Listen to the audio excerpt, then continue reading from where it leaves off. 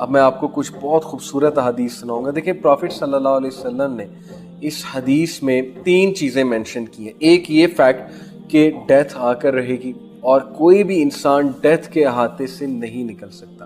Number 2, test and trials are part of life, they will come. And number 3, false hopes نہیں لگانے, دنیا سے دل نہیں لگانا اور فالس ہوپس کے مطابق زندگی بسر نہیں کرنی. Now let me tell you some beautiful ahadith. سب سے پہلے عبداللہ بن مسعود رضی اللہ عنہ سے مروی ایک حدیث. عبداللہ بن مسعود رضی اللہ عنہ reported the messenger of Allah صلی اللہ علیہ وسلم said لا تتخذوا الزیعة فترغبوا فی الدنیا. Prophet صلی اللہ علیہ وسلم said do not be consumed with acquiring property such that you place your hope in the world. Allah Akbar. obsession کی بات کی ہے کہ اتنے obsess مت ہو جاؤ پراپرٹی کمانے میں یا پراپرٹی بنانے میں کہ تم کنزیوم ہو جاؤ اس دنیا کی زندگی سے, اور اتنے کنزیوم ہو جاؤ, اتنے تھک جاؤ کہ تمہارے پاس نہ نماز پڑھنے کا ٹائم رہے, نہ ذکر کرنے کا ٹائم رہے, نہ کبھی زندگی میں قرآن کھولنے کی توفیق ہو, نہ قرآن سمجھنے کی توفیق ہو, نہ رشتہ داروں سے ملنے کی توفیق ہو, نہ صلہ رحمی کرنے کی توفیق ہو, نہ چیریٹی کرنے کی توفیق ہو, نہ دین پڑھنے کی توفیق ہو. اتنا کنزیوم مت ہو جاؤ اور نہ یہاں سے فالس ہوپس لگاؤ. کیا تم نے ساری زندگی یہاں پہ رہنا ہے یا تم نے قبر میں جانا ہے الٹیمیٹلی, اور قبر کے بعد تم نے کہاں جانا ہے؟ آخرت, جو کہ دنیا کی زندگی سے انفینائٹ ٹائم زیادہ ہے. تو پھر عقل مند آدمی کیا سوچتا ہے؟ ایک اور حدیث آپ کو سناتا ہوں. عبید اللہ ابن محسان reported the messenger of Allah صلی اللہ علیہ وسلم said, and mind you this is such a beautiful hadith کہ make this hadith your constitution of life. آپ یہ حدیث والا ایٹیٹیوڈ اپنے اندر لے کر آئیں اور پھر دیکھیں زندگی کتنی حسین بن جاتی اور ٹینشن فری بن جاتی. قال رسول اللہ صلی اللہ علیہ وسلم من اصبح منکم آمنا فی سربہ معافا فی جسدہ عنده قوت یومہ فکأنما حیزت لہ الدنیا.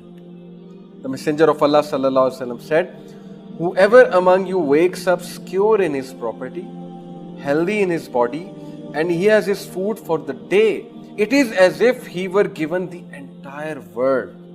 سنن الترمذی حدیث نمبر 2346. اللہ اکبر. اللہ کے نبی صلی اللہ علیہ وسلم نے کہا کہ جو کوئی بھی صبح سو کر اٹھے اور وہ سکیور ہے, اس کی پراپرٹی سکیور ہے, خانہ جنگی نہیں ہے, وہاں پر امن ہے. نمبر 2, اس کے پاس ہیلتھ ہے, اس کے پاس صحت ہے, اسے کوئی بیماری نہیں ہے. نمبر 3, اس کے پاس اس دن کا ذخیرہ ہے, اس دن کا, نوٹ دا ورڈ, اس دن کا رزق ہے. It is as if he were given the entire world. اللہ اکبر. ہم 20 سال کی پلاننگ کر رہے ہوتے ہیں, 10 سال کی پلاننگ کر رہے ہوتے ہیں کہ بچے ہوں گے انہیں کہاں سے کھلائیں گے, کس اسکول میں کرائیں گے, فیسیں کہاں سے آئیں گی. اور میرے ایک دوست نے کہا تھا کہ شاید اسی لیے نہیں ہوتا کیونکہ اللہ کی کتنی بڑی ناشکری کہ بجائے کہ اللہ کی نعمتوں کے بارے میں سوچنے کا ہم ڈرتے ہیں کہ یار بچے پیدا ہو گئے تو کھلائیں گے کہاں سے. اور پھر ظاہر ہے کہ وہ ایک سیکولر نیریٹو تو ہے ہی نا کہ بچے 2 ہی اچھے. بہرحال یہ ایک الگ ڈسکشن ہے. سو پروفٹ صلی اللہ علیہ وسلم سیڈ کہ جو کوئی بھی صبح اٹھے اور وہ امن کی حالت میں, اس کے پاس صحت ہے اور اس دن کا رزق ہے, تو ایسے جیسے پوری دنیا کا بادشاہ. یہ لکھ کر لگا لیں حدیث اپنے کمرے میں آپ لوگ, you will be at ease, trust me, یہ رسول اللہ کی گارنٹی ہے. ان کے الفاظ ہیں کہ بھائی شکر گزاری کرو کہ آج تو کھانے کے لیے میرے پاس موجود ہے نا, کل اللہ دے گا جیسے برڈز کو دیتا ہے, چڑیوں کو دیتا ہے. مجھے بتائیں کیا آپ کبھی بھوکے مرے ہیں؟ جتنے بھی لوگ مجھے سن رہے ہیں, کیا کوئی ایسا آپ پہ ڈے آ گیا کہ بالکل فاقہ ہو گیا اور ہم بھوکے مرنے والے ہو گئے ہیں, فٹ پاتھ پہ آ گئے؟ تو اللہ تعالیٰ سب کو دیتا ہے, لیکن ہمارے اندر یہ ناشکری اور یہ تذبذب اور یہ بے چینی کیوں پیدا ہوتی ہے؟ Because we are always seeing Instagrams, we are always seeing Facebook, we are always following people, we are seeing pages of brands and clothes and cars. پھر ایک رشتہ دار کی پوسٹ آتی ہے کہ اس نے نئی V8 لے لی ہے, پھر ایک رشتہ دار کی پوسٹ آتی ہے کہ وہ تو فلانے ہوٹل میں سالگرہ منا رہا ہے, پھر ایک کی آتی ہے کہ وہ تو فلانی جگہ اٹلی میں یا تھائی لینڈ میں چھٹیاں منانے گئے ہیں, اور میں یہاں کیا کر رہا ہوں, میں غربت میں رہ رہا ہوں یا غربت میں رہ رہی ہوں, میرے پاس تو کچھ بھی نہیں.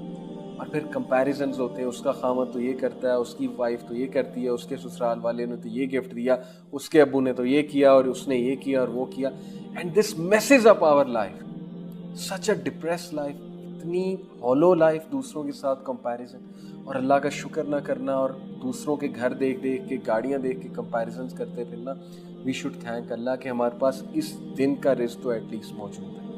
That is the attitude we all need.